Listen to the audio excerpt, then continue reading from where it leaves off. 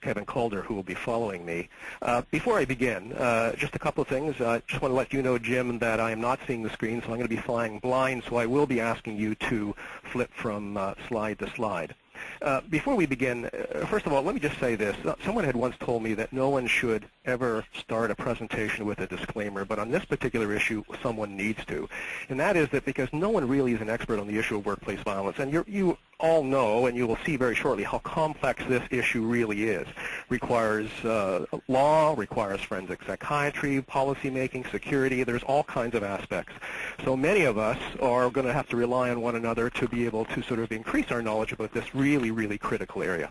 Now, I'm going to start from the very broad and go to the very specific. And if I could ask the slide to come up, what are we talking about? That would be great. Many of you will probably know that in 2000, or 1999-2000, the federal government changed the Canada Labour Code Part 2. And they put in it 3 important lines, which said that an employer must take prescribed steps to protect employees against workplace violence. Remarkably, it took about 7 years for there to be regulations in place for us to be able to understand what is workplace violence and what are those prescribed steps. And the reason for that is that there has been great debate on the issue of what is it. And the debate falls on 2 sides. Well, on one side, people will say workplace violence is only a physical act. On the other side, people will say, you know, workplace violence is also psychological harm as well. The other argument that goes back and forth is, who is the perpetrator? Is it an individual inside the workplace? Or is it someone just from the outside the workplace?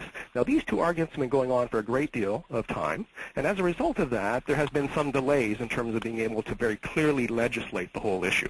We've now landed in many jurisdictions, not all, but in many jurisdictions, on the belief that workplace violence is both a physical threat and act, and we all know that it can cause, there are behaviors that may be more indirect that causes psychological harm. And we now have terms for that, such as bullying and psychological harassment.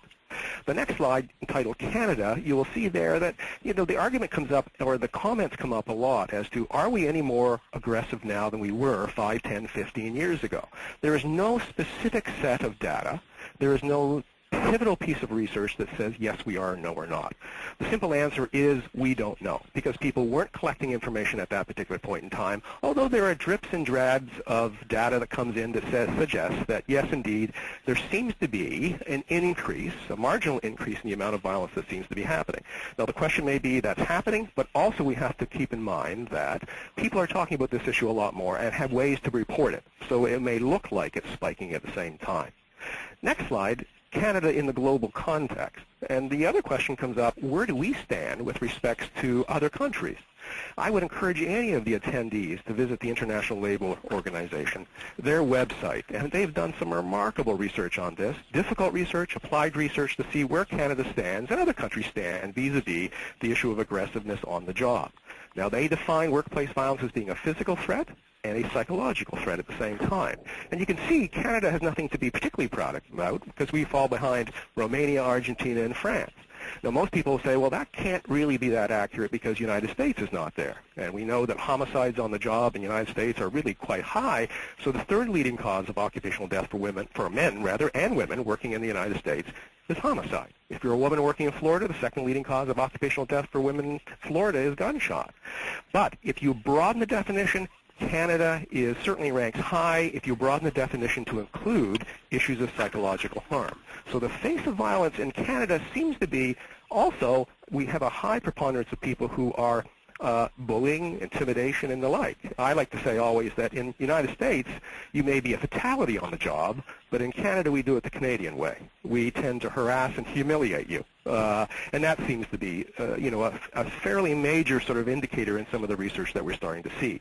The next slide, regulatory shift.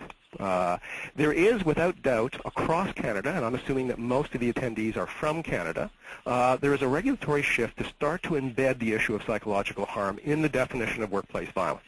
Now, this is very important. It's important because it does now start to raise the issue about people's character. And so the comments that Kevin will be making later in this presentation, those things are becoming increasingly important. How do we assess threat of an individual? But there is this regulatory shift, and we're seeing some occupational health and safety acts changing. If you're from Ontario, you'll know right away that here in Ontario on June 15th, there will be a dramatic change in the Occupational Health and Safety Act in that people will be protected not just from physical acts of workplace violence, but also psychological ones as well. And they're going to include, as many of you know, domestic violence as a form of occupational violence at the same time. Now, how this operates, it's important for us to get an understanding of how it has come to be, is that the next slide, growing pressure to expand the definition of workplace violence. If you look at other jurisdictions, European Union, you look at Australia, United States, South America even, what happens generally is that there are incidents that happen in the workplace, terrible incidents, maybe a murder-suicide, and what happens at that particular point in time is that the public becomes aware of it, the press, needless to say, will aggrandize some of it sometimes, and there's this tremendous moral outrage that occurs.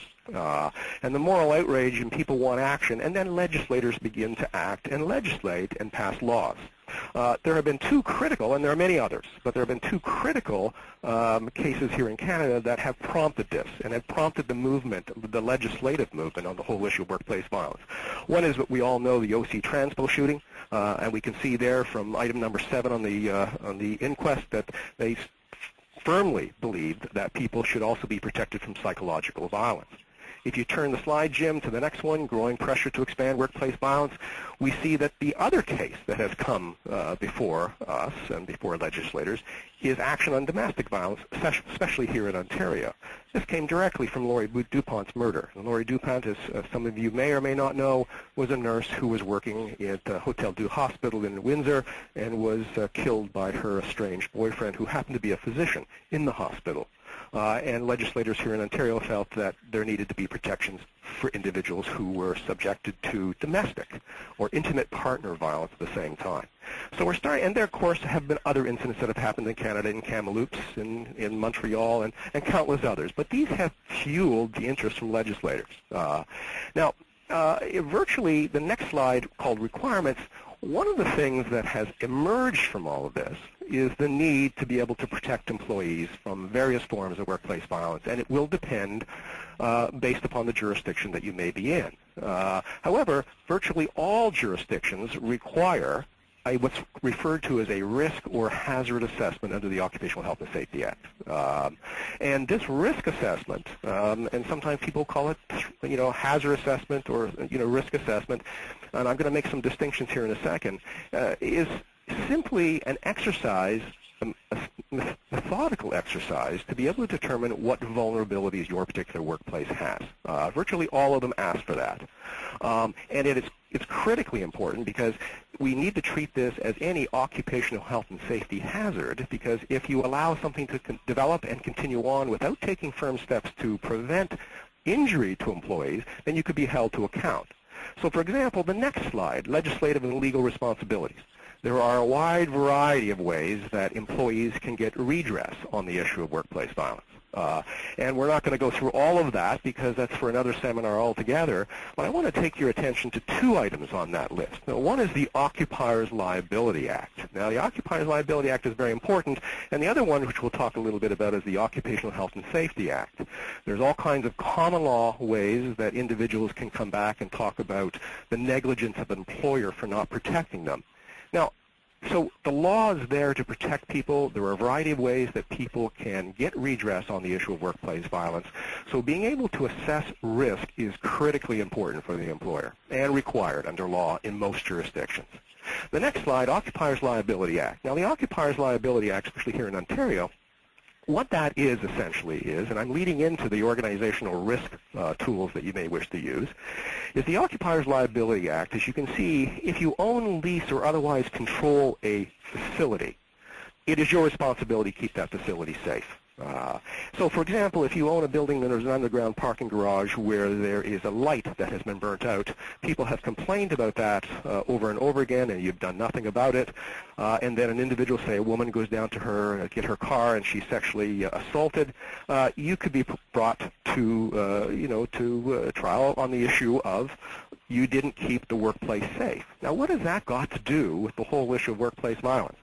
Some people are using the Occupational Health and Safety Act as a way of getting redress when there hasn't been any other forms of protection. So what essentially this means is, and I'll ask you to turn to the next slide, violence as an accident. We need to take a look at violence as a form of an accident, and that's probably the simplest way to think about it. If we can prevent an accident in other ways, we need to apply those same principles to the issue of conduct at work. And so many employers are being asked to put in place these programs, of which risk or hazard assessment is critically important. And I should turn to the next slide, the roadmap to prevention. Now, we are going to cover in this broadcast just a couple of areas, but all of you would know that there is a variety of things that we are required to do under law, under legislation. We're all needing policies put in place. Virtually all jurisdictions do. We all need a hazard assessment or a risk assessment of the organization. We all need, as a result of whatever that risk assessment is, to build preventative measures so that people are going to be held safe from that accident. There needs to be an investigation or a threat evaluation, and this is where Kevin will be speaking about. There needs to be a way to report incidences that people are fearful or concerned about, and there needs to be a way to evaluate those. Now, at this particular point, let me make a slight distinction, because I've been using the term threat or risk assessment, and I'm using those terms specifically when I'm talking about organizational assessment, meaning looking at an organization to see what the vulnerabilities are. I make that distinction from threat assessment being what does an organization do to evaluate an individual. So when I'm using the word risk or hazard, I'm not talking about an individual assessment. And Kevin will be talking about the threat issue later on. Emergency response planning. There needs to be a plan after there's been an incident or any kind of complaint. Victim assistance is a critically important issue, that all employers should have access to assistance for individuals who have been assaulted or otherwise abused on the job and need help. This is becoming critically important. There have been a number of key lawsuits whereby people have been held to account for not providing that kind of assistance. Clearly, there needs to be follow-up on any incident that should happen, a documented follow-up, and of course, training and education comes in as well. That training and education may be different for different organizations, and of course, depending on the jurisdiction, this entire program needs to be evaluated on a periodic basis, either after an incident has occurred, a significant incident, or in some jurisdictions it may be 1 year. So for example, in Ontario, you need to look at your prevention program after 1 year. In other jurisdictions, it's 3. So hazard or risk assessment and the threat assessment component fits into a broader preventative plan. And I think that's really what I want to make sure that people understand. If I could turn to the next slide, the importance of risk assessment.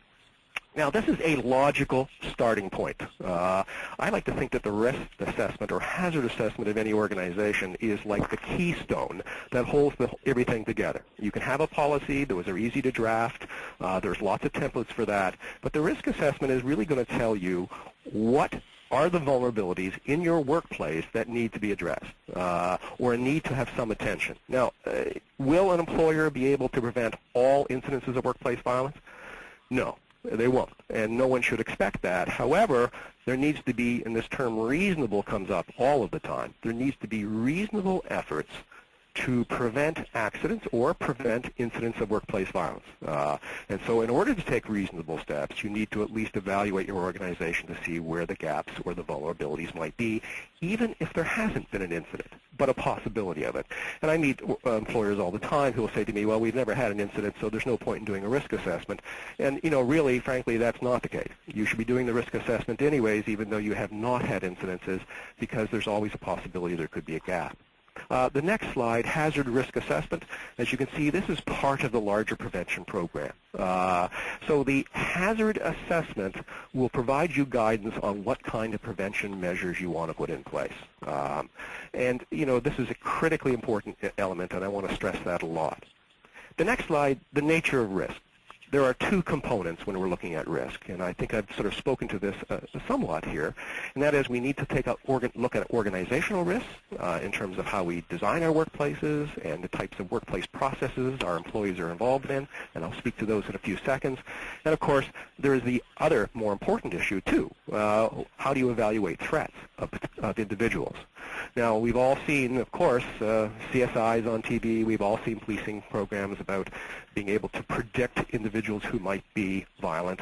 And, that tends to be the sexy component of what many risk assessors do. However, there is no absolute way of being able to predict who or who will not be violent. But that is it's a reaction that employers need to take to be able to evaluate people that they have at the same time. The next slide, organizational risk components. Now we're going to dig a little bit deeper here. My hope would be that at this particular point you have an idea why risk assessment is so important, because it does hold us out to some liabilities if we don't pay attention to it. Now, there are two ways of looking at risk organizationally. And again, I'm speaking very broadly now because time doesn't allow to go into great detail on this. One is facility design. How is the facility structured to prevent incidences of workplace violence? Now, if any of you have ever been audited by Revenue Canada, and maybe indeed there's a few people from Revenue Canada in the audience, and you go down to their office, and certainly this has happened to me, you'll understand right away that when they conduct their interview in the room that they conduct their interview, it's structured in such a way as to prevent any occurrence of physical threat or harm. So when you're led into the room, there's this very large desk, which is really not a desk, it's a barrier, so that you can't get across the desk or around the desk very quickly. And you'll notice right away that the interviewer is on the other side of the desk with his or her back to the door so they can get out quickly. So clearly they've done a risk assessment and structured, in a small way, their office to indicate that, that there's some protection for the person doing the interviewing. There may be some people from airlines on attendees here too, and I'm aware that in some airlines, before they make the announcement that your plane is still in Bogota and it'll be 5 hours before it comes to the gate, in order to minimize the risk of workplace violence, they've done a risk assessment, and they have then started to put more men behind the desk to support any of the attendees who may be female at the desk at the same time. Again, does that work? We don't know, but on the other hand, they've assessed the possibility of risk of violence, and they put something in place. They've changed the structure somehow. In this case, they've put more people behind the desk. So facility design is incredibly important. Are there access routes? Is there blocked areas that you can't see behind? These are the kinds of things that I'm going to talk about in a second. Work practices. How do you do your business? Are people working alone at night? Are they working late? Do they have mobile workplaces? All of these issues need to be addressed at the same time. So these two issues are really a major component of any risk assessment: facility design and workplace practices. Next slide, please. Organizational risk assessment. Now, how do you get the information to be able to evaluate this? It can happen in two ways. Quite often in the materials that I've read from various jurisdictions, there's not a lot of direction given to people about how you do or where you get the information that you need to do an adequate risk assessment. Generally, provinces might say something to the effect, please, consult with other employers who may be similar to yours, look at industry papers or whatever it may be, or trends, or speak to the police. And I have done that, and it's extremely difficult to come up with any sort of really tangible information that might be helpful for your risk assessment. And in fact, in the private sector, on many occasions what happens is that people don't want to tell you what their experience has been. So they are marginally helpful. But on the organizational risk assessment, there are two ways to get information. One is what I refer to as static data. This is information that you already have. This may include occupational health and safety data, reports and that type of thing, which I'll speak about here in a second. And the other kind of data is what I refer to as more dynamic data. This is information that you solicit directly from your workforce. If I could turn to the next slide, static data. Here's some of the pieces of information that might be important for you to get a glimpse of whether or not there are trends of physical violence or psychological threat within your organization. This is just a sample, and you may be able to come up with a lot more. Occupational health and safety data, WSIB claims, any concerns that are coming from your health and safety committees, or grievances also can give you a good idea of what might be happening, such as abuse of power in certain areas of your organization.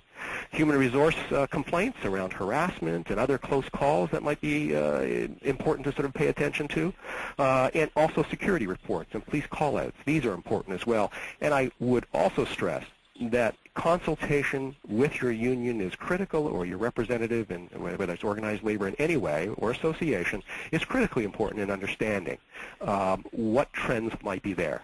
Now, all of these put together, again, may or may not give you sort of very clear idea of where the risks are, but I would suggest pulling this information together. And this is part of the problem in the past, is that when you did a risk assessment, the data is housed in different places in the organization. So there needs to be somebody who is actually going to pull this material together.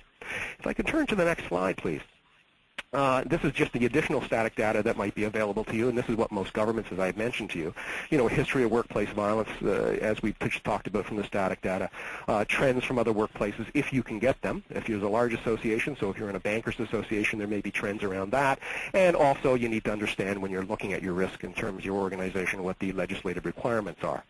The next slide, please, dynamic data. Now, so we've got our static data in place, and now we're looking at the dynamic data. The dynamic data is surveys. You may have surveys already that's available to you. You may have individual interviews, a cross-section of interviews of people in the organization, or meetings with your occupational health and safety committees and focus groups. This could be incredibly important as well. So you have static data, and then you have it supported by some dynamic data. The important thing is that you include all people from various aspects of the organization, and if you're with a large organization, you'll appreciate that you may have truck drivers, and you may have attendants, and you may have people working with people on face-to-face when customers are coming in. The next slide. So let's take a look at on the facility design side. So we look at static data and dynamic data, and we're going to ask questions about all of these things. So facility design, there are three basic things that you should look at in terms of your facility design: public access, accessibility, and visibility. Next slide, please. The facility design, again, this is where the public interface happens. Now, we know from a shadow of doubt, from research that's been done by a variety of organizations, many unions as well, that if you have interaction with the public, there is a much greater chance that you're going to be physically assaulted or threatened on the job. If you don't have access to the public, then there's a better chance that you are going to be harassed and belittled and intimidated and bullied on the job. It seems to fall out that particular way. So you're going to ask yourself questions such as this. Is your reception unattended? Now, let me give you an example of this. Just this past week, I had an opportunity to go to an organization, and we were going to begin talking about writing their policy and then doing a risk assessment. What happened was that when I arrived at the facility, there was no door that was clearly marked entrance. So I just chose one of the many doors that was in the face of the building. I ended up, without having anyone ask me who I was and why I was there, I had access to the locker room. I had access to washrooms. I had access to the work area. I had access to the cafeteria. I had access to a lot of things. So it's real important that we make sure that the facility is certainly secure. So things such as reception or guiding people into a particular area so that they can meet with someone as a first point of contact. Physical barriers or pass-through windows, depending on your organization. These are all of the things that need to be thought about in terms of your facility. How is it designed in order to have safe, secure, public interface? You may have desks between you and the person who you may be seeing as a way of, like large counters, as a way of protection. But this is one major area that we need to sort of attend to. And a brief walk through the organization by someone from the Occupational Health and Safety Committee might be a way to be able to attend how do people interface with the public. Next slide, facility design, accessibility. Just as I was saying before, how do people come into your workplace? Is there a centralized entrance? Can they come through back doors? Are there loading gates or loading docks that they can come in on? Do you have in place badges of identification as to show you whether or not you are someone who's authorized to be in the building? These are important things. Now remember, going back to the Occupiers Liability Act, you need to make sure that if you lease, own, or otherwise control a facility, it's kept safe. And so this is why it's very, very important.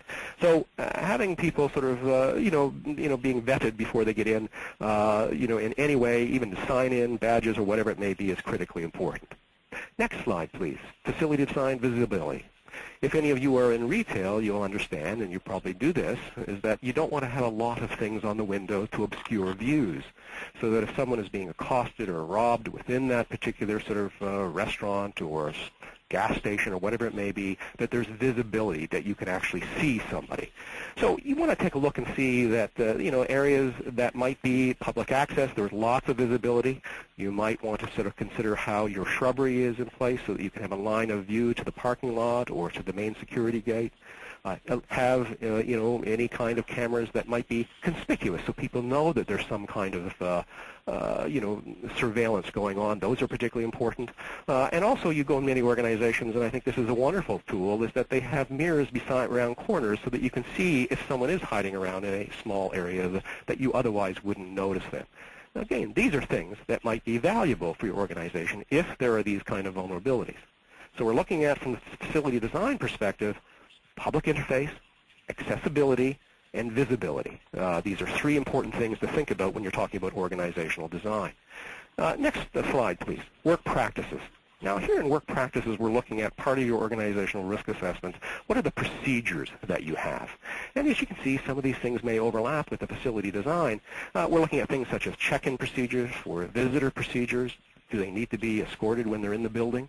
How do people work alone? And again, many jurisdictions across the country, in fact, all of them have working alone procedures, so those need to be ensured that they're working well.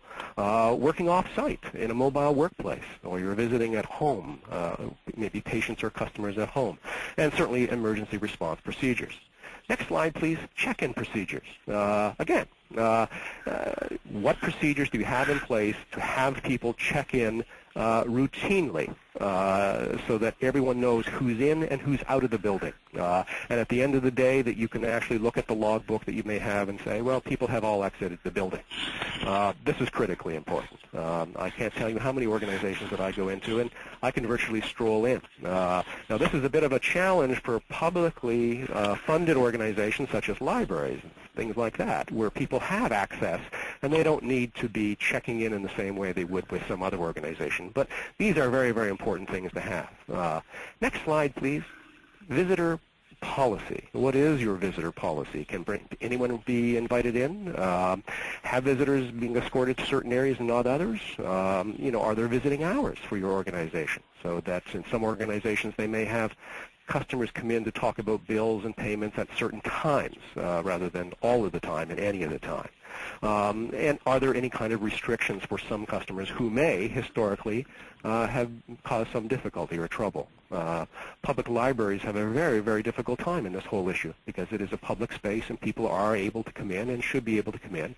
But it would be remarkable to understand that many organizations who have libraries in their communities, there is a great number of assaults that happen. People waiting in the wings or waiting in the stacks, and so there isn't. It's much more difficult to be able to guide people and restrict people from coming in. Next slide, please. Working late. Many of us have to work late at night. You should consider, or at least be aware, that there might need to be some kind of buddy system in place, or check-in procedure, or a use of some kind of sort of either cell or radio, so that if people do become, are accosted at night or are fearful for their safety, they have some way that they'd be able to call people. If you are working late at night, it's always advisable, and you might want to have this as one of your procedures, to at least let people know you are working at night and what you anticipate the schedule might be for when you leave and go home. Next slide, please. Working off-site. Again, working off-site, many of us are working in the communities. We're working in trucks. We're working maybe in remote areas. And I'd ask you to consider some of these. Again, a daily work plan, a check-in procedure. In some locations where there is, you're working in a very remote area, there could be a man-down system with a GPS. Any of these things that might be worthwhile putting in place if you have people working off-site. At the very minimum, having people have a process whereby they can check in to let people know things are okay a couple of times a day. Next slide, please. Emergency response planning. Now, emergency response planning, many of us will have emergency response plans that might take into effect fires or bomb threats or these type of major instances. You also need to consider that there should be emergency response plans for, and if I ask you to turn to the next slide, please, emergency response planning, not just for the major incidences, but for individuals who may be in high-risk positions. Let me give you an example. One of the community colleges whom I had the pleasure of being able to work with had real difficulty with students and family members of students coming in and yelling and accosting secretaries who were the first line of contact. And the emergency response plan that they had for these individuals was a very simple one, that if there was a concern that they had, that they could just move their phone slightly so that it was off the hook, and if it was off the hook for more than 1 minute, or whatever, 30 seconds or 1 minute, then security would show up. Something very simple like that might be worthwhile for people who are in harm's way. So when you're thinking about emergency response planning, think beyond the major issues and think about specific employees in specific responsibilities where there may be some concern. Next slide, please. Emergency response planning. Again, this is just simply to give you some idea of the kinds of plans that you might have for individuals. So you're having people who are working alone, handling cash, carrying out inspections of any sort is also a risky business. And so there may need to be a specific plan for these individuals as well. And I would stress to ensure that the plans work. I'll give you a great example. I was in an organization recently where there was a vulnerable group who was working. All of them were assigned to have a small little pendant around their neck that they could press, and the belief was that it would bring help right away if you were in need. Unfortunately, these were purchased, but they never were connected. So we had employees who had false sense of security. So make sure whatever security procedures you put in place, they're operable and they're checked on a regular routine basis. Next slide, please. Once your assessment is completed. Now, once you've completed your assessment, it is written up and it's shared with the Occupational Health and Safety Committee, which I would stress is an important part because they do represent the employee population. You then now need to start looking at what kind of procedures you want to put in place. And we talked about some of the procedures that might be valuable, but the risk assessment, again, is the groundwork by which you then move further. Follow up from there. I should also add, too, that when you remember that circle that we talked about in the very beginning, the follow-up on any incidents, this also becomes part of an ongoing risk assessment. So any incidences that may have occurred that you may not have known about need to be factored into the next risk assessment so that new procedures or more enhanced procedures could be put in place. Next slide, prevention, the next step. Well, once it's all done, the next step, as I said, is to set work on putting together procedures for your workplace. Now, a lot of employers, certainly smaller ones, become quite concerned about the complexity of doing a risk assessment for the organization. And I want to stress that there is tremendous amount of help available to you out there. And if I ask you to turn to the next slide, please, Jim, where to go from here? Here are some very valuable resources that I would recommend that you might want to consider. Violence in the Workplace, which is a prevention guide by the Canadian Centre for Occupational Health and Safety in Hamilton here in Ontario. And that's their number. They have a wonderful little text of which they have templates, descriptors. It's from A to Z on workplace violence. Many of the things that I just talked about will be covered in there, and it gives you a great deal of help.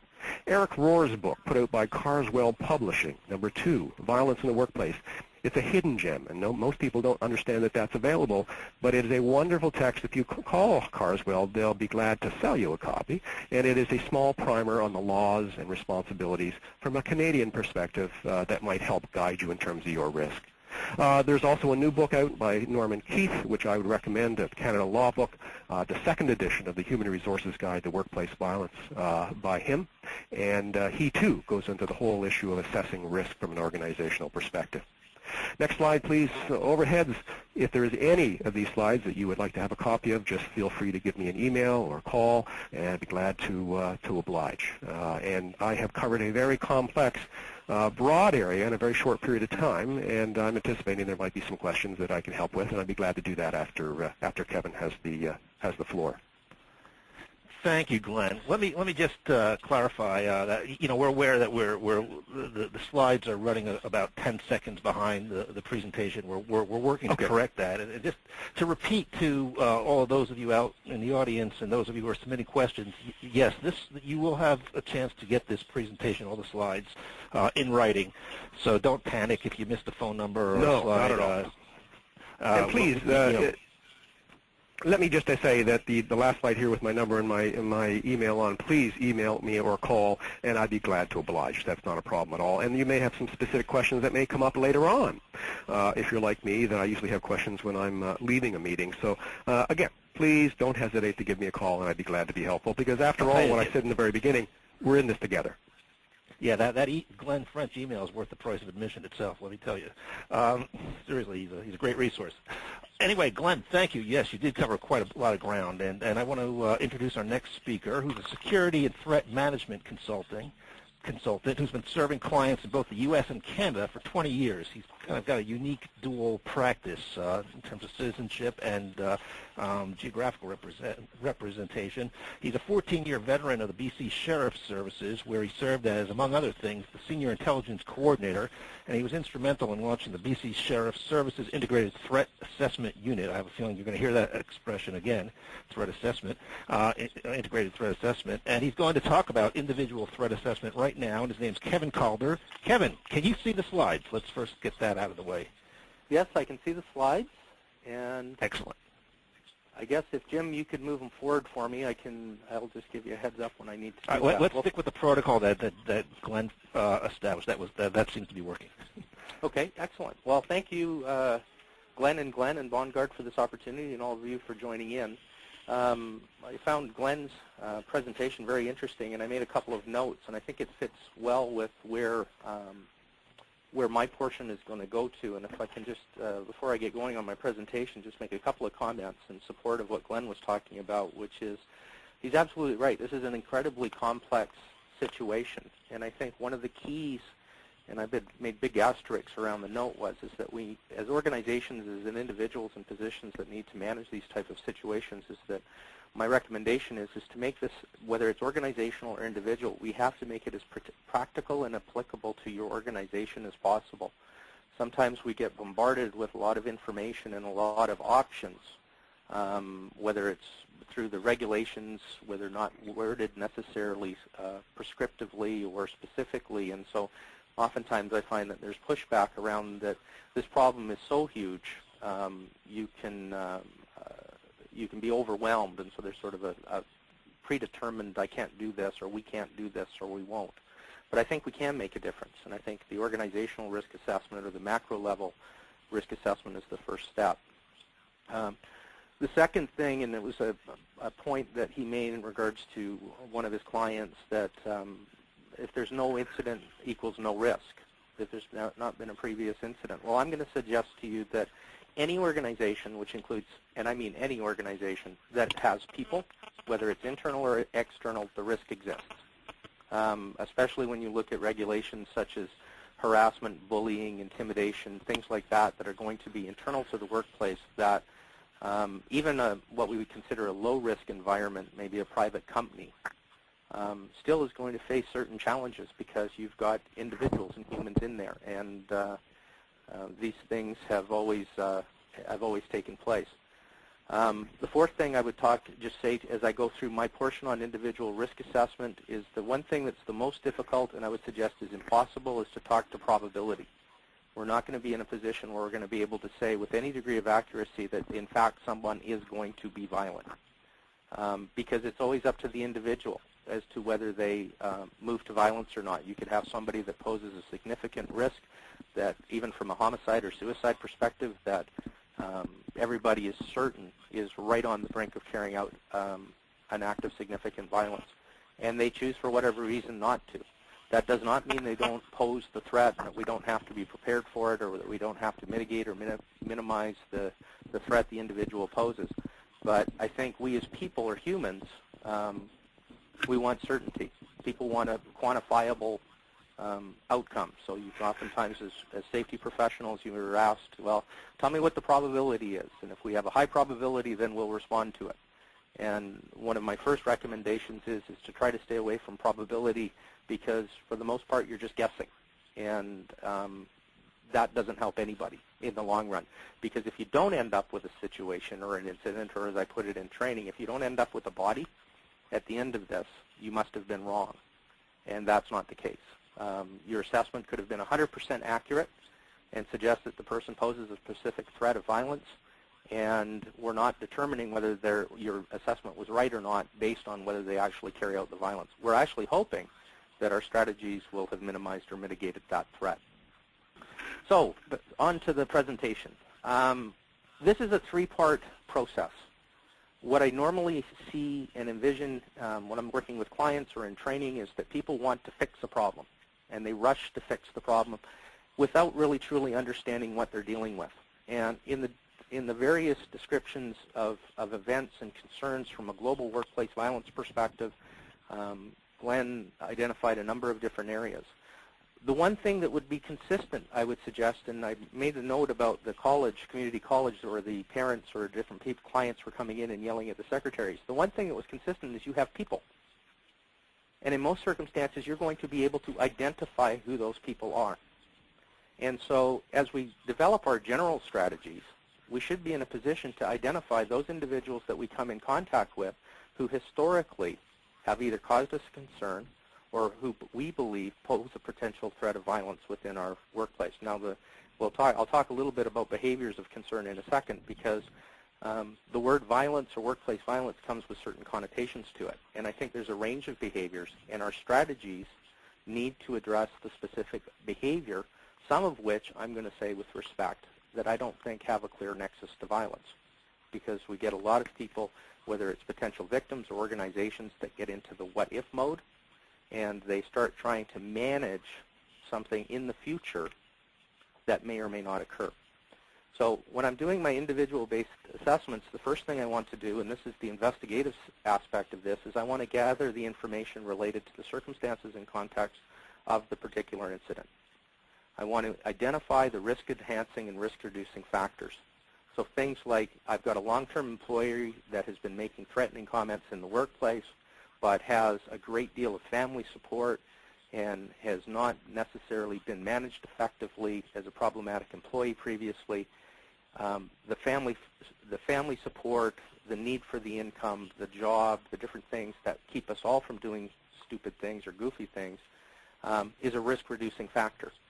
So I need to understand not just the circumstances of the specific incident, but also the circumstances and context of the overall situation. That could also be organizational stressors. How is the person managed? If you've got a client, for example, who continually comes in and threatens your staff, my first question is why do you allow them to keep coming back to threaten your staff? Is there behavioral-based ways to deliver services that reduce the risk? Because oftentimes we allow these people to continue the behavior without any form of consequence. I call it, for the employee, the management by retirement. That's Bob. He's only got 5 years left. We're also looking to identify the behaviors of concerns, and in the worst case scenarios, we're looking at trying to identify the difference between those that make threats and those that pose a threat. Because there are a lot of people that their sole purpose for what they're doing is to cause fear and anxiety or to change people's behaviors through what I would call personal extortion without ever having any real interest or I guess real interest in moving forward. They're never going to be violent, but they are going to use intimidation, bullying, threatening behavior to achieve a goal. And they're quite pleased to stay there, especially if they've been successful and they're not being managed properly. So we gather the information as the first part. The second part is we then start to assess the information that we've gathered, both from either a structured judgmental aspect or with external resources such as law enforcement, psychologists, mental health professionals, internal individuals that may know the individual, external threat assessment professionals who can come in and provide some guidance and are trained in using certain tools, or can come in and help with investigations and give guidance, so that we have some type of structure in place on which to make our decisions and on which to base our assessment other than our own personal judgment, which from a due diligence perspective can become particularly problematic. The third part of it, which is the most important, we then start picking our management strategies as how we are going to manage this situation or this individual. The average length of a threatening file is on average 1 to 3 years. So if you have a problematic employee that causes concern, for example, and they're not going anywhere anytime soon, and I'm not suggesting that firing a person is always the best option, but they're going to remain in your workplace, there may need to be some strategies around how you're going to manage this individual. Same thing with the client. If you have a particular client that's being problematic, you're going to have to figure out strategies of how to deal with that client if you're going to maintain that ongoing relationship. Maybe there's a regulatory requirement. Healthcare is a perfect example. The ability to cut off somebody's health care at a particular institution is very difficult. So, and if not impossible. So we need to identify what that management strategy is going to be. The management strategy also may not be directly related to security. It could be counseling. It could be HR focused. It could be administrative action. There's a number of different things that we could do that aren't security centric that can move this person away from the particular behavior of concern. Jim, if we could move forward to the next slide, that would be great.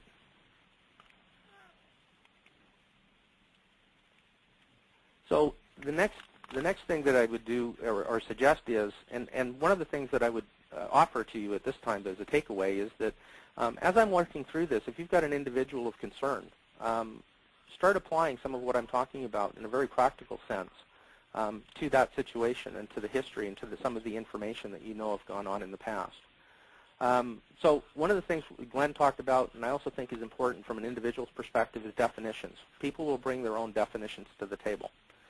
In this case, this is the WorkSafe BC Workplace Violence Regulation definition. Ontario's new regulations, I think, has a similar one, and the word in particular that I've got a concern with is the word reasonable. Your potential victim or the person that's involved in this incident or who feels threatened oftentimes is the least objective person in the building. They could be impacted by fear. They could be impacted by other, they may want to, there's a risk of overreaction or underreaction.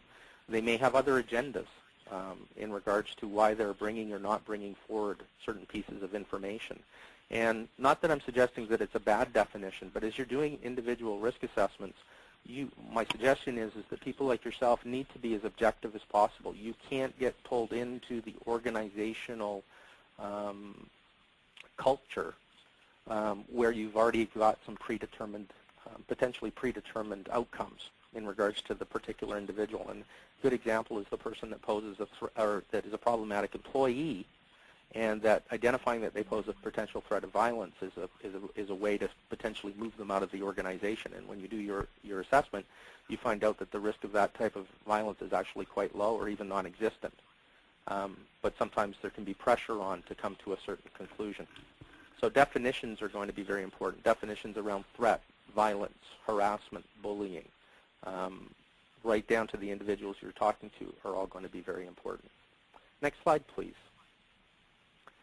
The next first thing I look at as well, and Glenn referred to this as well, is the type of individual that's coming to your attention. And again, type A on the slide when it comes up, the no connection to the facility is going to be the most difficult to assess on an individual basis, but in most circumstances, from a regulatory standpoint, seems to be the focus of workplace violence regulations at the organizational level.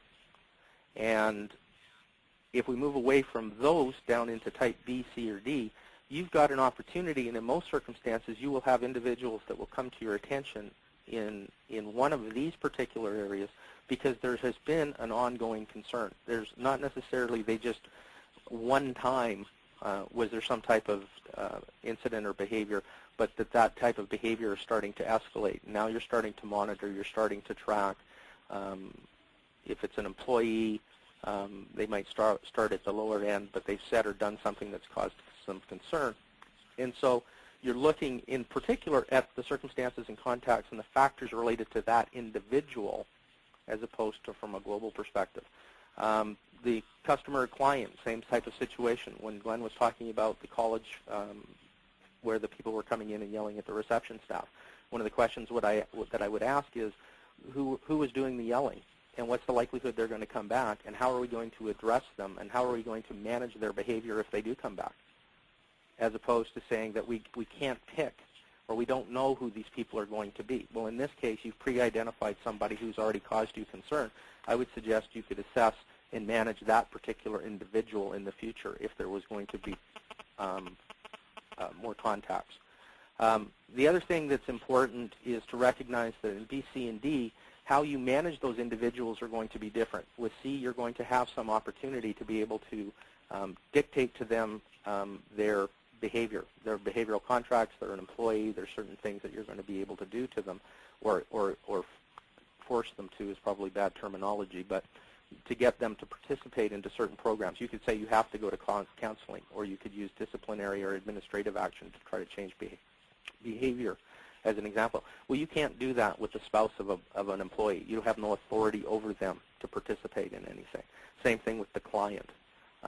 So as you're identifying who it is, it's important to understand how you're going to be able to interact with them and how you're going to be able to manage them. Next slide, please. The next thing that I start looking at is, so we've identified who the problem is, or who the potential person is that we've got a concern about. Second thing is we look at what the behavior of concern is. And I stay away from terms like workplace violence, only because, again, of the connotations. You want to look at the behavior, and in some cases, and in some of the most tragic cases, you have a person that will escalate through all four of these behaviors and sort of start at inappropriate and work their way up. The vast majority of people, including ourselves, if you were to look at this list and say, okay, if I was in a situation where I was angry or upset, how would I describe my most likely behavior? You would know where you would fit. And the vast majority of people, thankfully, are going to fit at the lower end of the spectrum.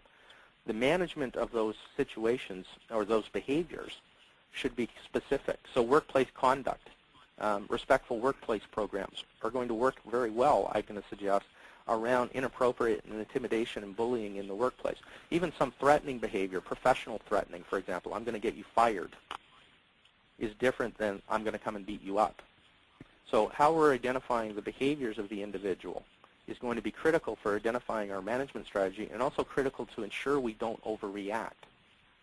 So that if you have a person, for example, who's acting inappropriately and intimidating, bullying your front staff, and your staff are particularly concerned because they think, quote, they're going to come back and kill us all, where's the indication of that based on the information that you're being provided? That's where the what-if portion comes into this.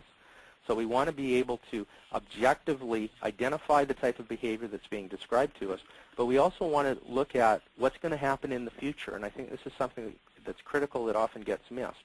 What's the likelihood, A, that this is going to reoccur, and what's the most likely behavior in the future? So if you have that repeat visitor, if you have that repeat client, if you have that employee that you have to deal with, it's important to look at what's happened in the past, but we need to become forward-looking, because managing the next situation is more important than investigating, overly investigating, I guess, what's happened in the past.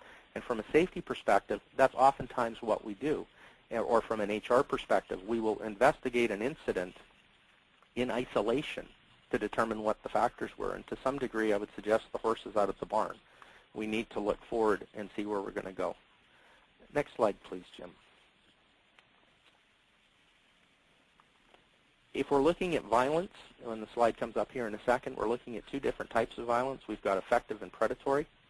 I'm looking to determine, based on the description of the event, what is the person doing? Are they acting out from a emotional standpoint? And this was all written up by Dr. Reed Malloy back in early 2000s. The reactive and immediate violence, so the person that's acting out at the front counter, there's something that's occurred that's angered them or frustrated them. The young lady in the picture, I see that it's come up on the left-hand side. Quite often, the effective situation is just the moving the person forward. They're trying to gain something. Oftentimes, people threaten to cause, and in most circumstances, to cause fear and anxiety or to change a person's behavior. So if I threat you, your front office staff, for example, won't let me come in to visit whoever it is that I would like to see. Well, if I threaten them, maybe they'll change their mind. The third bullet down on the left-hand side, there should be an extra word there, and it should say if there's violence, it's reactive and immediate. And again, if we look historically, we all, in most circumstances, people know where that line is. I can say and do almost anything short of violence, and in most cases, I'll probably get away with it. There's not going to be any real repercussions. If I touch somebody, the world will change, whether it's law enforcement or because now you've assaulted somebody. There's a different connotation to that. So oftentimes people will get right to that line, and they'll stay there, and they'll use that intimidation and bullying to change people's behavior with a relatively low risk of violence, especially if you can show that they've used that behavior previously and consistently over a period of time, and they've had opportunities to be violent, and they've chose not to. On the other side of the page, on the right-hand side, is the predatory, the OC bus shooting. is an example. That's predatory violence. Many of the Kim Virgil at Dawson College, whether it's workplace, school, the description of the individuals, the planned and purposefulness of the violence, the collecting of the weapons, the no imminent perceived threat. Sometimes these things happen a number of years later based on some perceived grievance. These people are also going to present themselves differently. So from a management strategy perspective, we do things. I'll see organizations, for example, if they're going to have a problem with the young lady on the left, people will take their staplers off the desk so that the young lady can't throw them. Well, that's going to be an ineffective strategy for the individual on the right-hand side, because when he comes in, he's not going to present himself in that manner. He's going to come in more as that hunter-type person. He's the person that's going to present them so well that you will bring him into your inner circle or into your secure area for an interview. And he's going to understand how he has to present himself to get there. So identifying the two different types of behavior, or from a violence perspective, is critical, because how we manage them is going to be different. My experience from a very general perspective, and I mean very, very general, is that probably 99% of the cases that I'm asked to look at or to provide assistance with falls into the effective category, and there's a perception that the person is going to move from effective over to the predatory. And the good part is that's not been my experience in some of the research and the involvement of my involvement with the Association of Threat Assessment Professionals, for example, and like-minded people, show that usually people fall into one category or not. So it's important to be able to identify what types of risk and what type of violence we're looking at. Next slide, please. And moving into the targeted violence side of things, Fine and Voskuil with the U.S. Secret Service, they did a lot of pioneering in this particular area around targeted violence. And basically, in very short definition, is really, if you look at the second bullet, the circumstances and context that you would be investigating would fall into this category of the second bullet on the slide.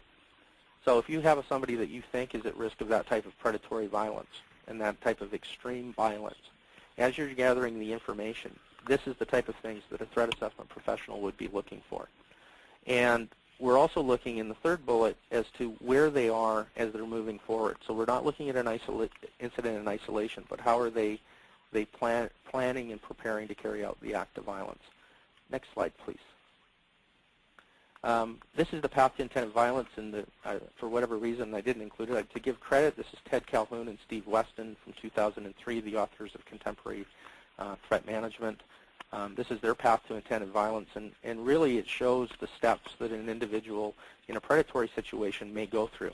The reason the arrow goes in both directions is the person's not stuck going just to attack. He can change his mind. Some of your strategies may work. You may move the person off the path through a variety of different ways. But going back to right now, if you have somebody that you've got a concern with, first thing you want to look at is the grievance. What is the issue that is causing all this animosity or causing the problem? Interestingly, the best way to handle the threat or to manage the threat is to manage the grievance. Now, sometimes that's impossible, and sometimes it's distasteful. But as an example, if you have somebody that's threatening to hurt you if they don't get their money, the best way to reduce the threat of violence is to give them the money and to look at what options are available to that. Now, there's a whole bunch of connotations that go into that, but as a starting point, that quite often is a good place to go, because if you can identify why, for example, in the college setting, why these people are getting upset with the frontline staff, will reduce the risk. If you can manage or change a procedure, you can reduce the risk that they're going to continue that type of behavior. The second thing that's critically important, and it's where the path usually drops off, is the ideation. Does the person view that violence is a viable option?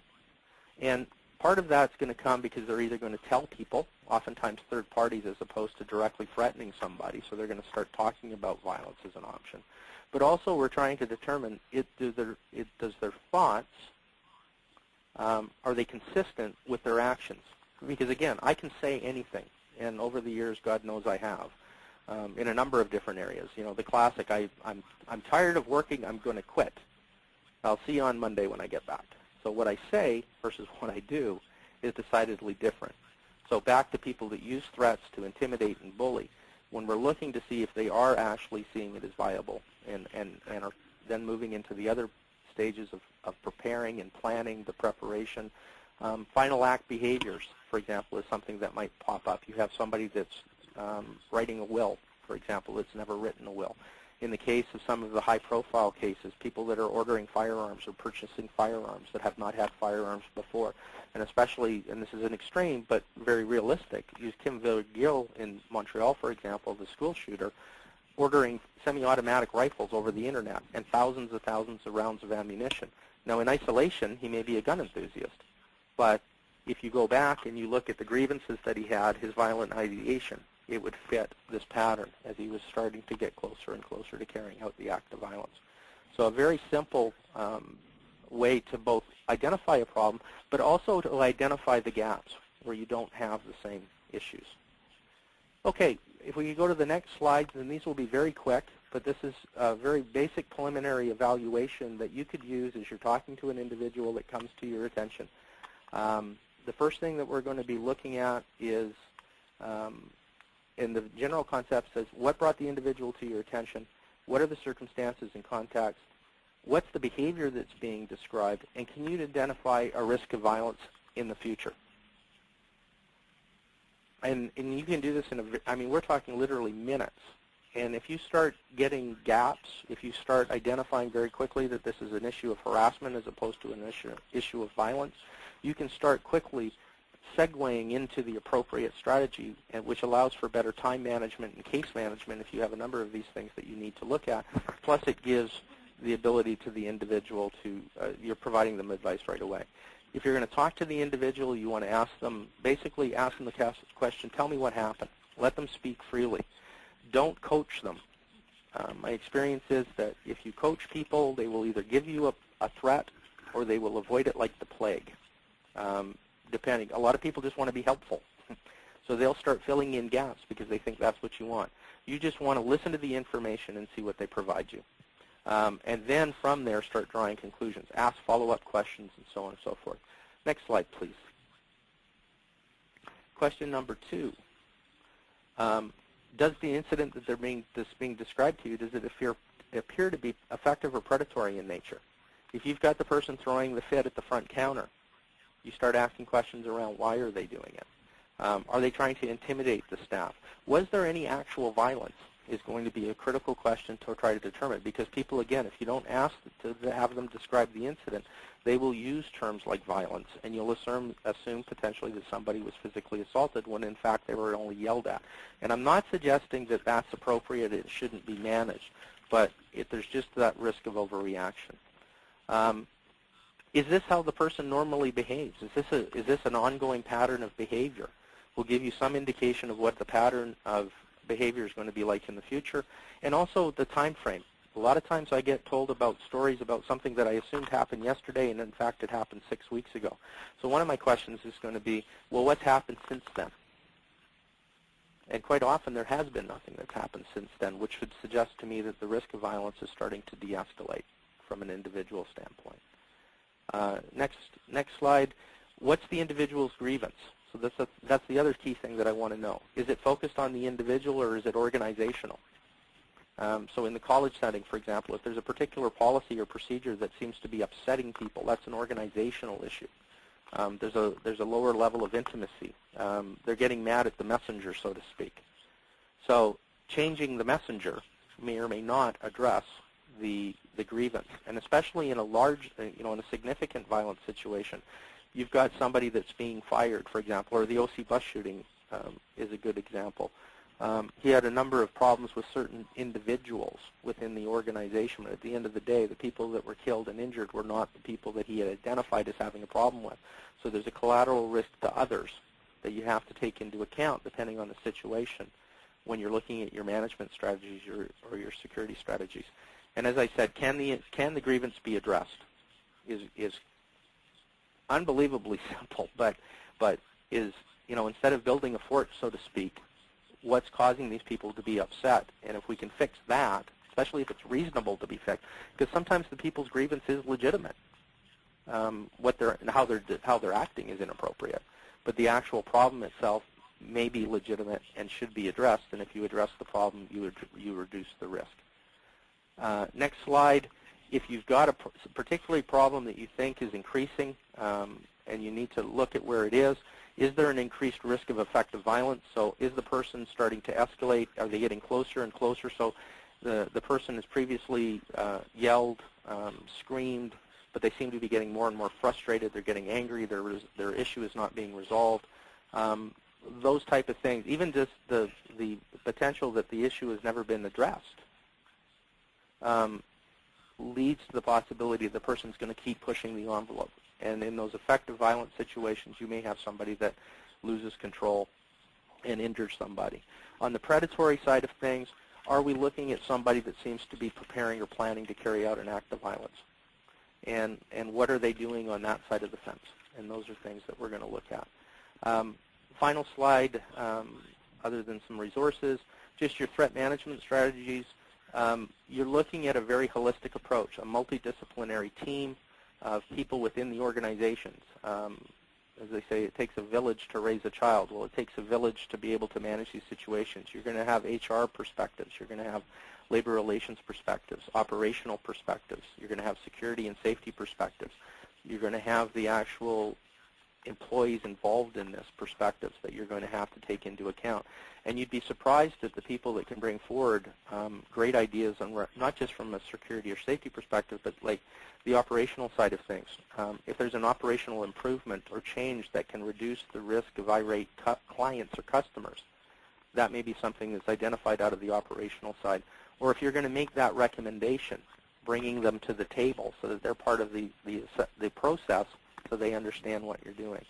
The security side of things, again, I believe wholeheartedly in the physical security enhancements and the different things that you can do, but keep in mind that some of the individuals that you're going to look at are already going to be within your organization.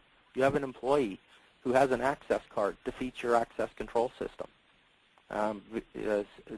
Video surveillance is another issue in regards to what are the uses for it.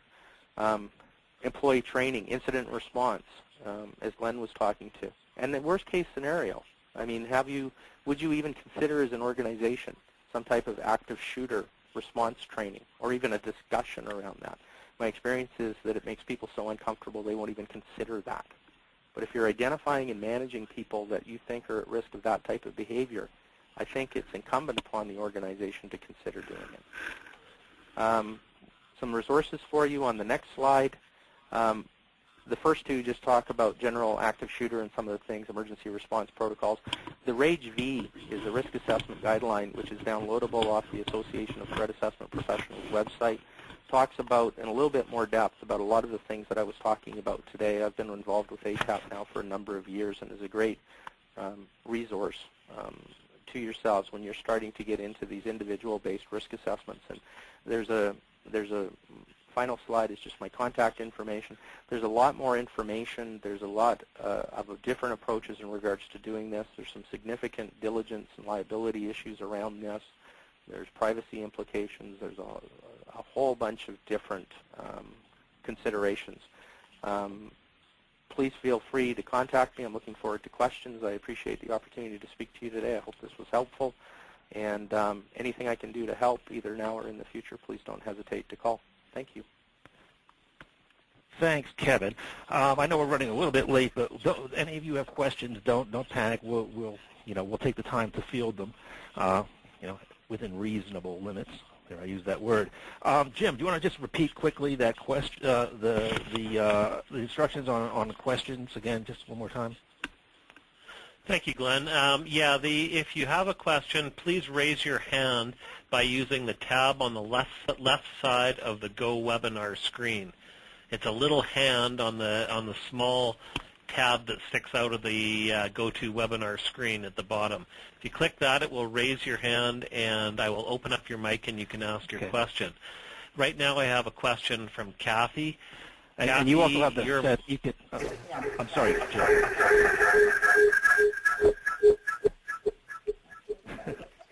Kathy's in a submarine. Yes.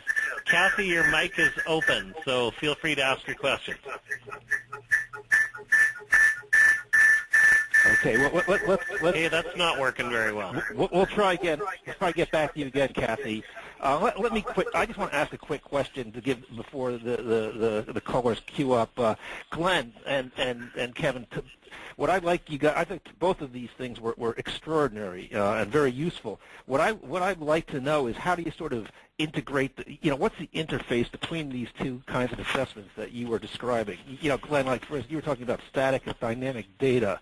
I mean, from thinking of our audience, as people who are HR and health and safety professionals, and they've heard a lot of really good stuff. I think what sort can you present sort of a process architecture that would enable you to sort of do both of these kinds of functions and do them on a baseline and an ongoing basis? Sure. This is Glenn speaking, and I'd be interested to know what Kevin's view on this. You may disagree slightly with me, Kevin, on this, but I like to think of the organizational, when you go back to that circle that I presented in the very beginning, we talked about policy, risk hazard assessment, and then we talked about, a preventative measures, and then we talked about the investigation part. I like to think that way, and I think of the organizational risk assessment as not only something that's required by legislation, but it is more preventative, if I could put it that way. So an incident may not have necessarily happened, and you're just taking a look at what the vulnerabilities are. And then I take a look at, the threat investigation or threat assessment as something which tends to be, in my view, and maybe inaccurate, but it tends to be more reactive. You have a concern about something.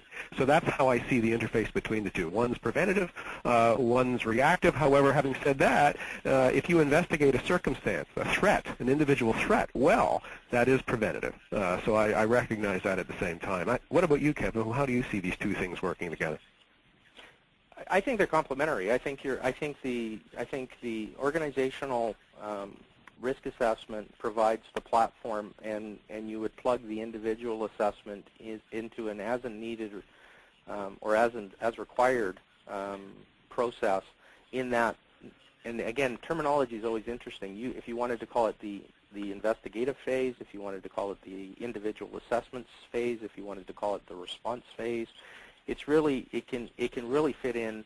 It's in that box or in that portion of your cycle where I think that this comes in. I don't think you need to do this hopefully you don't need to do this on a daily basis, but surprisingly enough, large organizations oftentimes have multiple problems going on at the same time that needs to be addressed. But this is, and I think it's just complementary.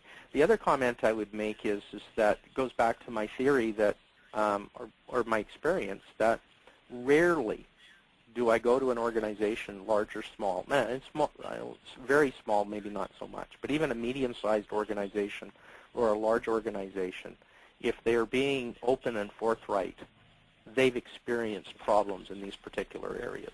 Whether they're willing to admit it or not is a different issue. So the anecdotal evidence and the anecdotal stories that I get told about, oh, we had this happen 2 months ago, suggests to me that as they're doing their organizational risk assessment, they're starting right at the very beginning. They're already identifying that, in fact, we do have concerns. I'm not going to say a problem, but we've got concerns that requires and justifies us doing these approaches. And we need to be able to respond to these individual situations as they occur. So I see that being very complementary. I don't see one as being more important to the other. I think you need the strategic level to justify the resources to be able to do the individual stuff, and the individual stuff then supports the ongoing strategies at a strategic level. This is Glenn. I have a comment. Oh, you have a question. Go ahead. Oh, okay. No, sorry. Go ahead, Glenn, real quickly. No, I'm just thinking the importance of people recognizing that these possibilities can happen is critically important. And I think that we're moving down that path. So when we talk about risk assessment from an organizational or an individual perspective, I mean, the fact that people are talking about it now is a huge step from where they were before. People were saying it cannot happen here. This is not a phenomenon we would see in Canada. It was only the United States. So I think, we're starting to really desensitize ourselves to the possibilities. Yeah, great. We have somebody named Tom who's trying to get in, and Kathy, we haven't forgot about you. We'll try to get back to you, but you want to let Tom open up Tom's mic, Jim? Tom, your mic is live. I'm just wondering what guidance is being provided to define reasonable steps in the legislation. I'm wondering if you could repeat that. What guidance is given regarding unreasonable staff given the legislation? Is that the correct? Is that the question? Provided to define what guidance is being provided? Right, to define the reasonable steps. Legislation. Can you help me out with that? Because I'm not exactly clear on I want to make sure I answer the question correctly. I think the question was what steps or guidance is being provided to define reasonable steps within the legislation, if that's correct. I think that's what I heard. Right. Are you talking about the Ontario legislation, Tom? Correct. Like the Ontario legislation. I'm sorry. Now, there are some concerns I have about the Ontario legislation, and for some of you who don't know, there is and I'm going to speak to 2 points in relation to your question. One is the need for training and orientation of all staff to what is reasonable conduct and what's not. Let me start there, and then I want to go to something that's a little bit more a concern for me.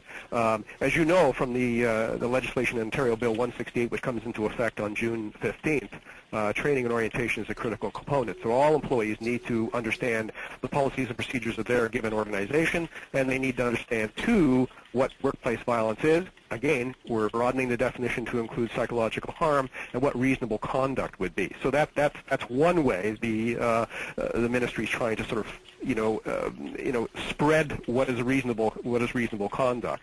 On the training side, and I would strongly recommend this, that you have a way of quantifying the training. And that is that it's no longer going to be acceptable for people to show up at a course, check off their name, and then not learn anything from it. That there has to be some way of being able to identify knowledge transfer. What that simply means is there needs to be some way of quantifying or having a test. So that's one thing that needs to happen. There is a part of the bill that I have some concern about, and it is the responsibility of an employer to be able to identify to other employees, and I'm going on memory here, but the bill, I think, it reads like this, that if you are aware that an individual is likely to cause physical harm to somebody else whom they may encounter in the course of their work, then you have an obligation to be able to inform people about that. I find that fairly frightening because it puts an employer or anybody in a position where they would breach confidence of anyone, and that may work well for somebody who's outside the workplace, and you can say you're no longer welcome in the restaurant or the hotel or whatever it is you have. But if you have somebody inside the workplace, that puts you in a very, very difficult position, so that's another huge concern that I have with the bill. This will push us all, I should add, to become much better at performance management than we've ever become. No longer the day is going to be, not longer it's going to be acceptable simply to say, well, that's the way Bill is. That supervisors, managers, and anyone in a leadership position will need to be able to manage these behaviors long before they reach a crisis. And so that may be a type of training that may need to be reinforced in any given organization to be able to curb some of this behavior and guide people to a better place. Yeah, also, Tom, there's one other thing, and the rest of you from Ontario, actually, in terms of specific guidance, the Ministry of Labour in Ontario has actually promulgated a set of guidelines about a month ago that addresses that issue, the issue of training and orientation, the issue of policies and procedures, investigations and such. It's not actually too bad and not too general for a government guidance document. So it's up on the MOL website. If you haven't found it yet, you should go check it out. It's put out, if I could add. Yep. Yeah, it's just, Kevin, I'd just like to make a comment on a couple of things. One is, and on both those topics, one is that here in BC, where WorkSafe and workplace violence regulations have been in for an extended period of time now, probably over 10 years at least, part of my experience has been that if you can build something that makes sense and you can present it to the board and that it's relatively I don't want to say complex, I'm missing the word I'm looking for, but it's again, you establish what reasonable is in regards to being able to defend what you do. So here's our process, here's the different elements that we had in our program. We've moved forward. You may be questioned on it, you may be challenged, but I think you're always in a better position to be able to defend what you built based on best practices that are out there. That's another reason in this whole discussion around notification, because this happened to me. I had a client that had a current employee that made up a list of people in their workplace they wanted to significant violence, I'll put it that way, really bad significant violence. And there was a huge discussion around how we were going to notify people that were at risk, plus the collateral operational impact of other people that would perceive they were at risk. And there was the threat was significant based on my assessment and the different things that were going on. This is another reason why I think it's so important to be able to have a process that you can use to identify and manage, or identify, assess, and manage individual circumstances so that you're in a better position to know when you need to notify and when you don't need to notify, so that you don't risk overreaction. That just because somebody's acting inappropriate or intimidating and bullying from a workplace conduct perspective, and you can show that you think either the risk of violence is negligible or low or maybe even non-existent, that would then be something that you wouldn't notify the staff from, depending on the regulatory requirements. So that lens to be able to assess and really understand what's going on before a knee-jerk reaction that could do damage not only to the organization, but also to that individual. Because if they get labeled as the person that poses a threat in the workplace, that could have significant repercussions on them in the long term from a human resources standpoint. So you're protecting both the workplace as well as themselves, so that there's not a perception or that people don't overreact to the problem.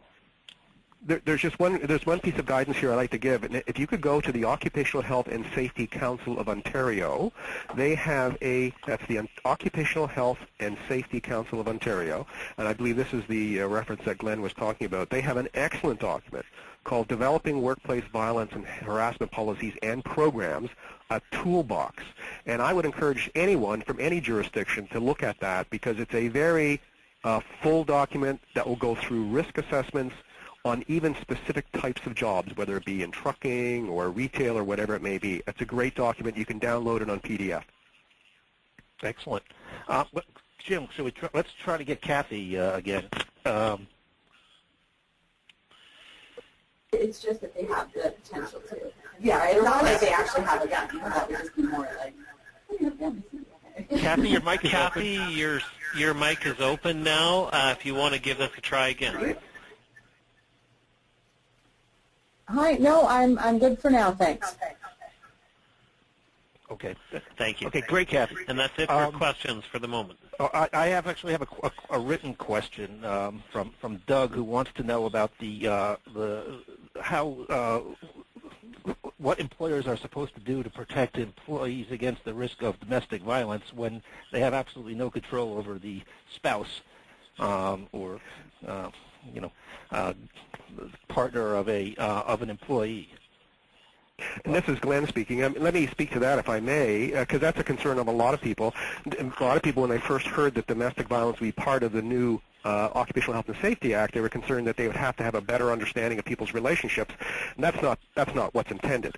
If you have come to if you know, or reasonably, and I hate that word, but reasonably should know, or have compelling evidence that someone is being abused, that prompts some responsibility on the employer to act. Now, two things. One, if they know, if someone has told them, clearly. So if someone reports, let's be honest, it mostly happens to women, but if someone was to say, I'm being abused at home, then the employer knows, then they need to take prescribed steps to protect the individual while at work. I'll come back to that. The second thing is, what is this compelling evidence, or what is this you have reason to believe? It's a little fuzzy. I granted that, but this could be if you overhear a threat or see a threat in the workplace. Maybe someone's spouse has come into the workplace and yelled and screamed. That would be a compelling evidence. Or you saw somebody who was black and blue, and there was no reasonable explanation for that. It may put you on some notice that you might want to explore that a little bit more. So, so yes, it is a little sort of a little gray on the compelling evidence side, but what it means is that I think that employers really should start to educate their employee group about what workplace violence is when it comes to domestic violence, intimate partner violence. It comes to all kinds of phrases. So I think, to provide some kind of education and orientation and accessibility to the EAP or some other forms of assistance, I think it's something that people should do to reinforce that. Now, what kind of prescribed steps should someone take? It could be things that you're doing already. So, for example, if you know or have some reason to believe that somebody is being abused, maybe giving them time off work so that they can go and go to court and get an injunction or some kind of court order of some protection. Could mean that they park close to the front door of the building. It could mean that they have escorted out to their car at night.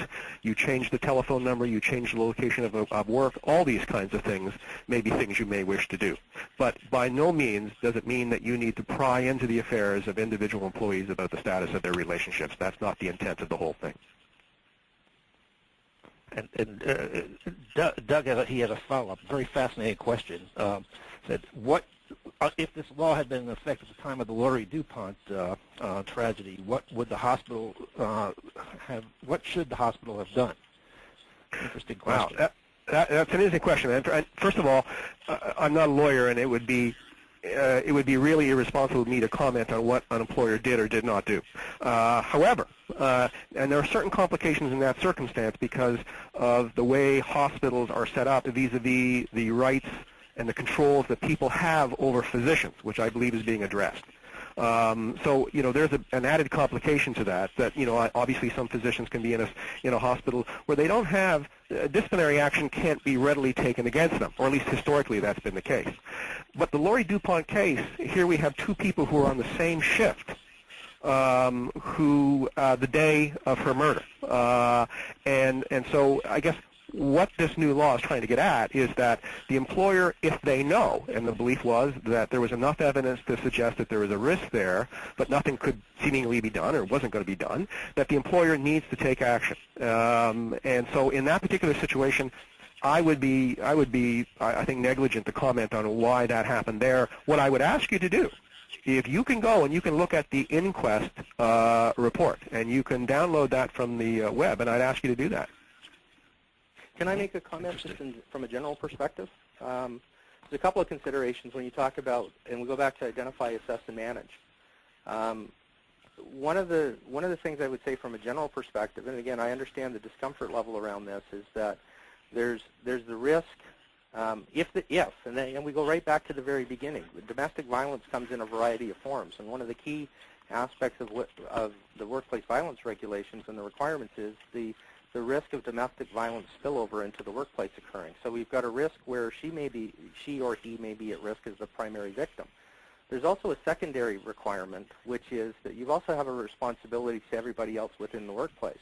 And there was an incident here in Vancouver where there was a Starbucks barista manager, or Starbucks manager, that was murdered in the restaurant or in the coffee shop by the estranged partner of one of the baristas as he was attempting to save her from this attack involving a knife.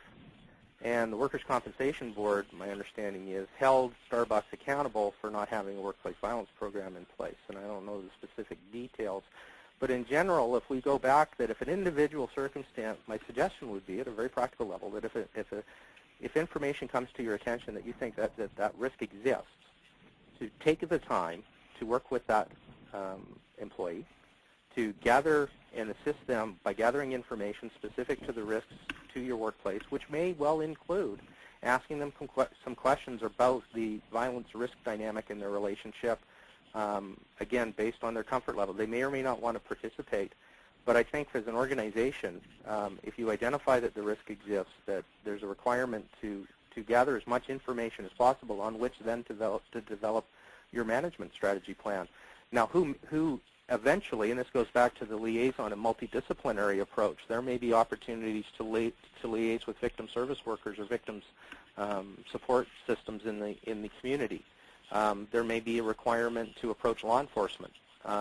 Both, I would suggest, either on whether the victim, now this goes back to the theory that if you're responsible for your organization and the safety of not only your employee who's at risk, but also collaterally to others, if you identify that this person poses a threat to your workplace, even if the victim doesn't want to go forward to police, you may, and I would suggest, you have to consider whether you as an organization needs to approach police because of the risk the individual poses to your organization. And it's very delicate, and it has to be managed in a certain way. But it goes back to over-relying on the victim to make the decisions as to how things are going to be managed. And that's where part of the problem, historically, I think that companies can get into problem because they'll turn around and say, my employee didn't want to be involved. She said she wasn't afraid, so we didn't do anything.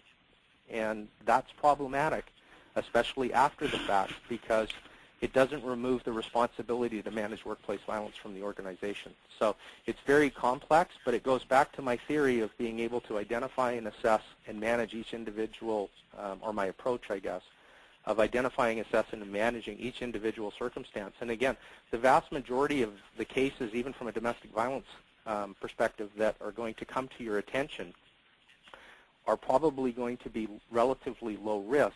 Not suggesting that domestic violence isn't horrible, but they're going to be relatively low risk from a safety or security perspective at work. But from what I understand of the DuPont murder, there was an ongoing issue. There was a lot of information. There was a lot of steps taken by the hospital. And so all I'm going to say in general terms is that for any organization, there's an opportunity to manage that and to work with different groups to be able to minimize and mitigate the risk of violence not only to the employee potentially, but also to your workplace. So there's some work involved. One quick comment. I had one quick comment just to add, because I think it's a progressive step forward. When you take a look at the data with respect to the number of women who are abused, and again, I understand it can happen on both sides of the fence, but when you look at that, it is frightening and striking, and that when you look at a victim, a potential victim, the one place they always go is work, and that's where the perpetrator can find them.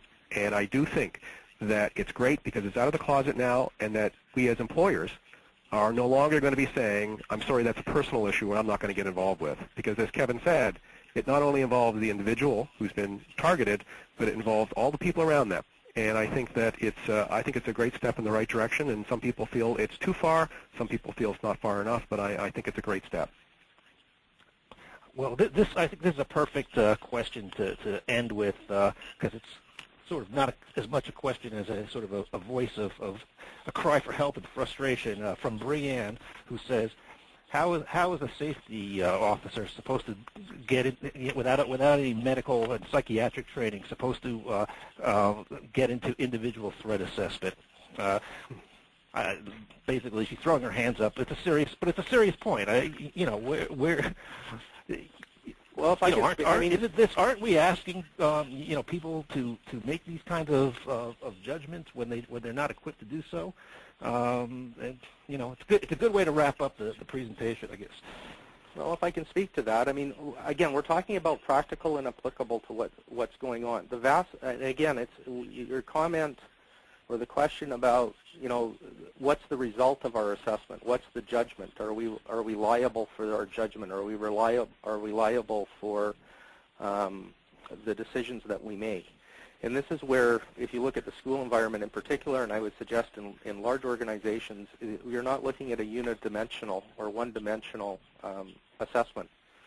The vast majority of information that you're going to gather is directly there in front of you. You're going to get it through witnesses. You're going to get it through the description of the events. You're going to get it on the basis of, what's occurred in the past, what's the dynamics of the situation, what's the circumstances and context. The vast majority of the incidents, the people are not mentally ill. There may be some personality disorder issues going on, but Bob's mad because he got fired. There's your grievance.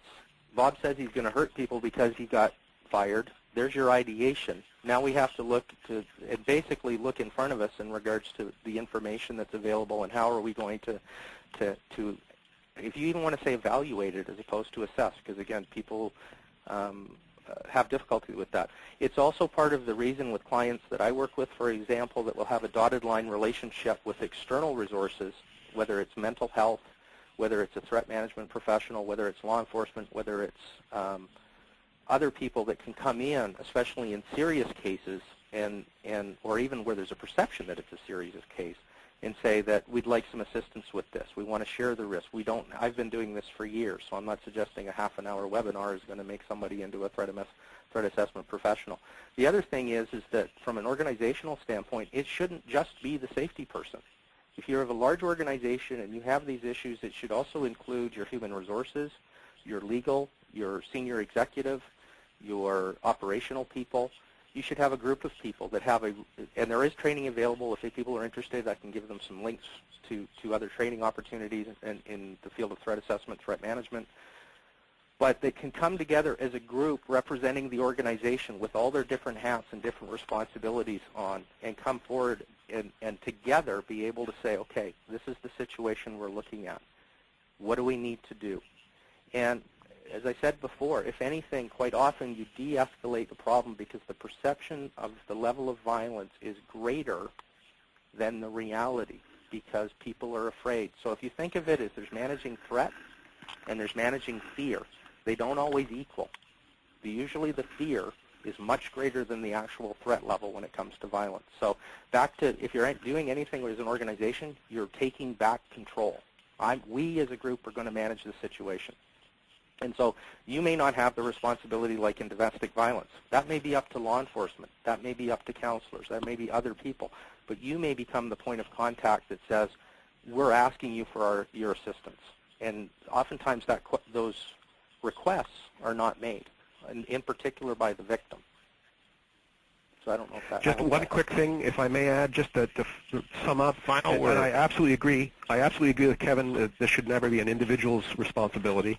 But, you know, there is lots of material out there with respect to how to set up these groups that might make these determinations about risk and threat and whatnot, that if you want to email either one of us, we can provide that kind of information to you. There are some organizations who are out there, big and small, who are doing this successfully, but most certainly it should not fall to an individual. This is a collective action that should be taken.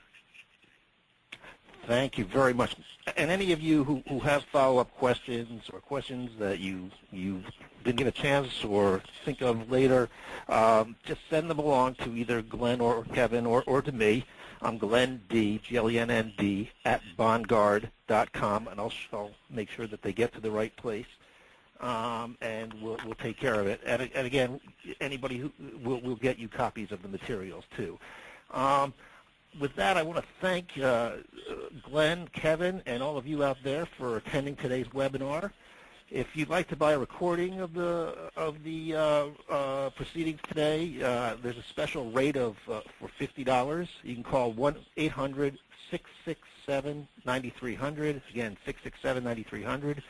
We're going to be doing a bunch of these kinds of webinars in the coming months, not only on workplace violence, but on other topics. We actually have one on an HR topic to be held on May 27th on overtime class actions, sort of the workplace violence equivalent of wage claims. And we'll be sending out more information on that. But that's all for now. Again, thank you all for coming. Look forward to seeing you again soon. Take care.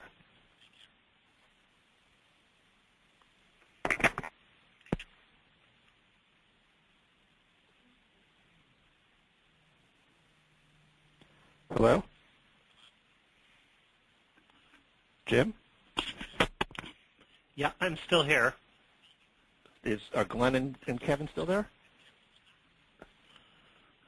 I think they're gone. They're gone? Okay, I'll send them. Okay, I'll send a quick